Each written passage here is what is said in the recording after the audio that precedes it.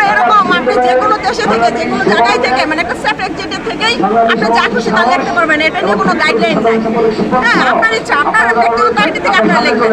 এখন আমরা যারা আন্দোলন করেছে সাধারণ মানুষ, সাধারণ ছাত্ররা, তারা ঠিকই জানে কোনটা সত্য কোনটা মিথ্যা। তারা যারা গুজব, সেটা গুজবকে তারা কখনোই প্রশ্রয় দিবে না। আওয়ামী লীগের যে বৃথা প্রচেষ্টা আমি জানি না, আমার কাছে প্রমাণ নাই, কিন্তু শুনেছি তারা হাজার কোটি টাকা বাজেট করেছে শুধুমাত্র সোশ্যাল মিডিয়ার জন্য, যেটা আওয়ামী লীগের পক্ষে প্রচারণার জন্য।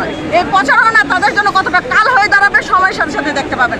তারা বলেছিল না 41-এর আগে তারা ক্ষমতা ছাড়বে না, আর হলো তো তারা তো ব্যস্ত টিকিট নিয়ে এসেছিল, ব্যস্ত টিকিটও শেষ, 2041-ও শেষ, এটা 2025, এটা নতুনদের বাংলাদেশ, এটা সাধারণ শিক্ষার্থীদের বাংলাদেশ, এটা কোনো মানে আওয়ামী লীগের বাংলাদেশ না।